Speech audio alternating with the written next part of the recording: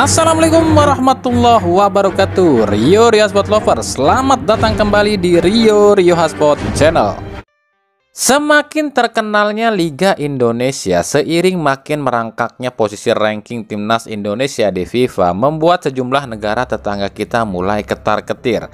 Mulai dari Vietnam dan Malaysia yang selalu nyinyirin timnas Indonesia, hingga kecurangan Thailand dengan wasitnya di Piala Asia. Kini giliran Filipina mulai terancam dengan keberadaan Indonesia. Mengetahui sepak bolanya atau liganya kemungkinan akan tersalip oleh Indonesia, Filipina mengeluarkan regulasi baru di Liga Filipina musim depan. Jadi di Liga Filipina musim depan, setiap klub itu dibebaskan mau rekrut berapapun pemain asing, asal setiap pertandingan cuma boleh pakai 5 pemain asing plus 1 kiper asing, atau dengan kata lain total 6 pemain asing dalam satu pertandingan. Lalu tujuannya apa sih Filipina ini membebaskan klub-klub untuk merekrut berapapun pemain asing? Dengan banyaknya pemain asing yang main di Liga Filipina, maka nama Liga Filipina pun akan terbantu dipromosikan oleh para pemain asing tersebut. Bayangkan jika dalam satu klub itu ada 10 pemain asing dari berbagai negara, kan artinya ada 10 negara yang dipromosikan untuk melihat Liga Filipina. Lalu imbasnya apa? Dengan dipromosikan secara gratis oleh para pemain asing yang bermain di Liga Filipina, ini akan membuat mata penonton dunia pun tertuju pada Liga Filipina, yang otomatis nantinya ranking Liga Filipina akan naik, dan ini bisa menaikkan peringkat negara dan timnas Filipina itu juga. Jujur ya, kalau regulasi ini diterapkan di Liga Indonesia, udah perang dunia ketiga kali, pasti nih banyak yang akan teriak membunuh talenta lokal, ya enggak? Padahal ya, realitanya ya, di dunia sepak bola modern seperti sekarang ini, hal ini tuh udah lumrah. Contoh aja yang paling nyata di Liga Inggris nih. Dari 20 klub Liga Inggris, ternyata cuma ada 207 pemain asli Inggris. Itu pun gak sepenuhnya asli lu ya, itu pun campuran pemain naturalisasi. Jadi dari total 533 pemain yang ada di Liga Inggris, itu cuma ada 207 pemain yang berkewarganegaraan Inggris, atau lebih tepatnya itu lebih dari separohnya kali ya yang main di Liga ini itu bukan orang Inggris. Dengan catatan Sheffield United menjadi tim terbanyak yang memakai pemain asli Inggris, dan ini 18 pemain, dan Manchester City dengan tim yang paling sedikit memakai pemain asli Inggris, yakni cuma 6 pemain aja. Tujuannya apa? Tentu saja kualitas. Dengan pemain-pemain yang mumpuni di Liga Inggris, maka Liga Inggris akan menjadi menarik, yang otomatis akan menarik minat sponsor besar untuk masuk. Lah di Indonesia mah nih ya, cuma pakai 6 pemain asing aja udah pada ribut, udah pada protes, bilangnya membunuh talenta lokal dan juga mengganggu kelangsungan timnas dan bla bla bla bla. Kalau pola pikir bangsa kita ini masih terus-terusan seperti itu, ya gimana sponsor mau masuk kalau kualitas liganya masih sekelas Liga Tarkam? Ya inilah realita miris bangsa ini, susah diajak majunya. Padahal kami yakin ya, yang protes-protes itu mereka itu punya tujuan-tujuan tertentu saja buat diri mereka sendiri, bener dong? Coba nih ya, kalau mereka ini ada di kursi PSSI, apakah mereka akan protes? Pasti enggak dong. Ya itulah watak bangsa ini. Nah, kita akan lihat apakah Liga Filipina dengan menggunakan sistem seperti ini akan melaju dengan pesat. Sebab ya Malaysia pun menggunakan regulasi seperti ini, liganya jadi liga nomor 1 di ASEAN loh. Nah, kalau Indonesia atau Liga Indonesia nggak mau mengikuti regulasi seperti ini dan terus-terusan berjalan di tempat, berarti ada yang harus di-upgrade otak bangsa kita.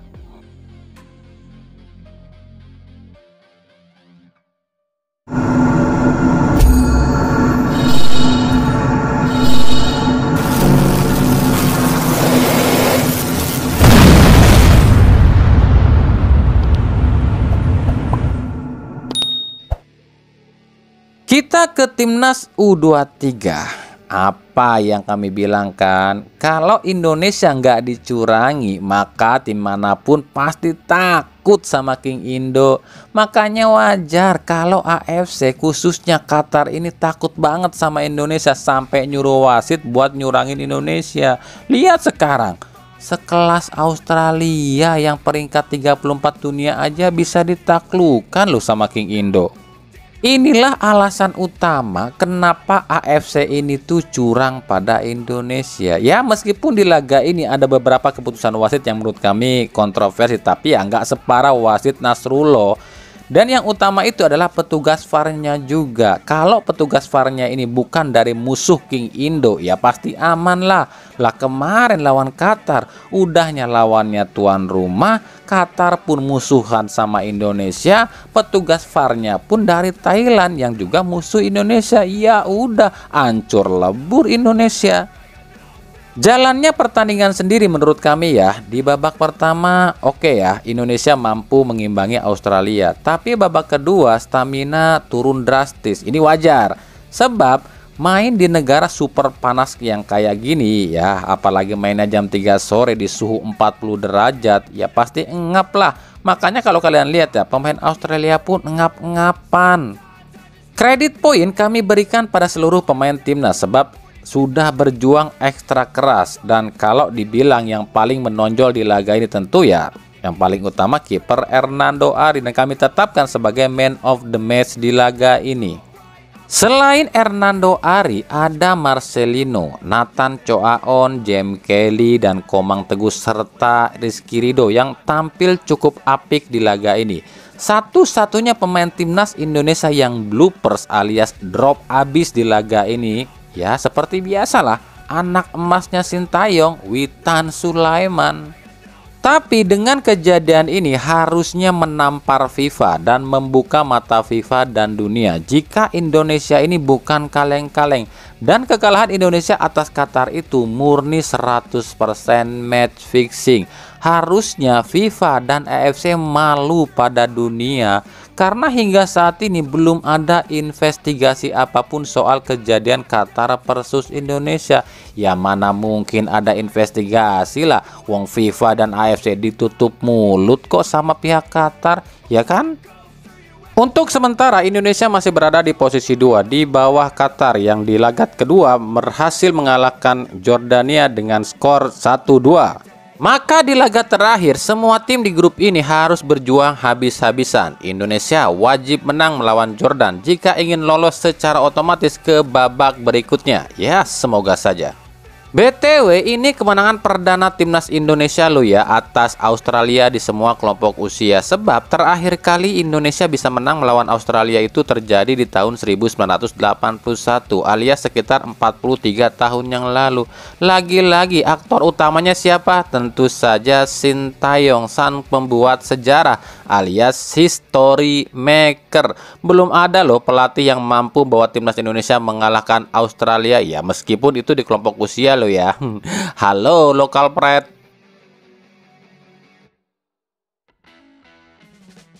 Lanjut ya, Barito Putra kabarnya membidik pemain asing Persikabo Pedrinho. Pedrinho sendiri statistiknya di Persikabo nggak terlalu bagus loh. Tampil 28 kali cuma cetak 3 gol dan 8 assist. Ya wajar kan, karena Pedrinho ini kan seorang gelandang.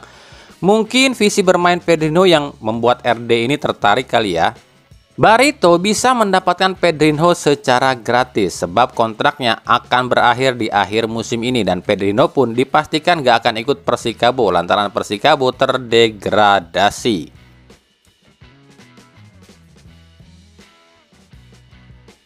Pemain kontroversi milik PSS Sleman, Wahyudi Hamisi, kabarnya tengah negosiasi dengan klub promosi nih, Malut United.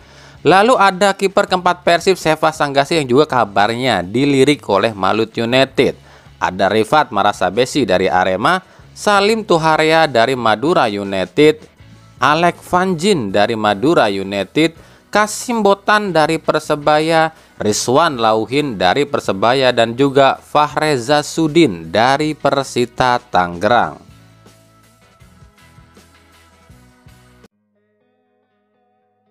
Dua tim yang meminati bintang PSIS Semarang Taisei Marukawa nampaknya harus berpikir ulang nih buat mendapatkan Taisei. Bukan soal PSIS nggak mau ngelepas lu ya, tapi gaji Taisei yang bikin bengong. Saat ini di PSIS diketahui gaji Taisei itu sekitar 2,8 miliar per bulan dan jadi pemain dengan gaji termahal di Liga 1. Nah, kabarnya Taisei sendiri mau saja sih menerima tawaran klub lain andai klub itu mau membayar gaji dia dengan setara gaji dia yang terima di Liga Jepang di Urawa Red, yakni sekitar 4,48 miliar per bulan. Gila, 4,48 miliar sebulan. Setahun itu sekitar 60 miliar lo ya.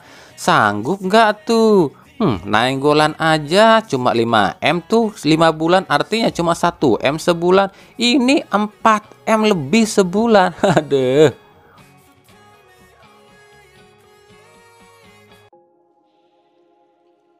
Dari Persib Bandung, Boyan Hodak nampaknya sudah mencium aroma-aroma tak beres di Persib. Ya, mungkin saja Hodak mencium aroma pemainnya yang diintimidasi oleh oknum-oknum tertentu, atau ada istilahnya indikasi pemain Persib ini ada yang nyogok lah gitu.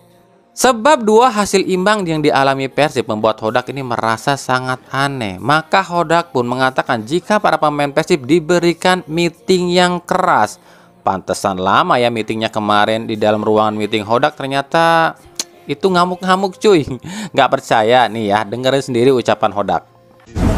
Analysis of the last match. We had good meeting. We were a little bit loud, but now we are focused on next game. We need to forget. Dia bilang meeting yang bagus kan, memang agak keras, yang artinya Hodak emang ngamuk-ngamuk cuy. Di sini apa artinya? Jelaskan apa yang kami ucapkan itu benar. Jika Hodak ini memang nggak terlibat dengan pengaturan pertandingan, mungkin yang ngatur itu adalah orang lain ya, oknum lain yang bekerja sama dengan para pemain Persib. Cuma pertanyaannya, pemain Persibnya siapa? Kalau memang itu ada yang mengajak kerjasama. Makanya mungkin kemarin ya di meeting itu Hodak ini ngasih kartu kuning nih sama para pemain Persib. Kalau sampai lawan Persebaya ogah-ogahan kayak lawan Persita dan Bayangkara, ya siap-siap aja tuh para pemain angkat kaki dari Persib gitu kali ya. Ya kita lihat nanti aja saat lawan Persebaya.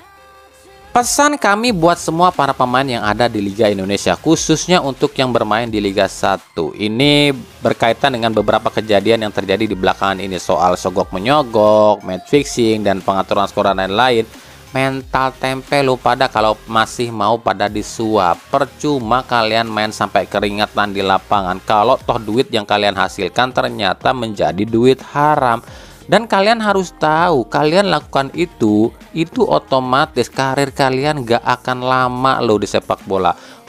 Kalian pasti akan susah nantinya. Contohnya udah banyak, segera sadarlah.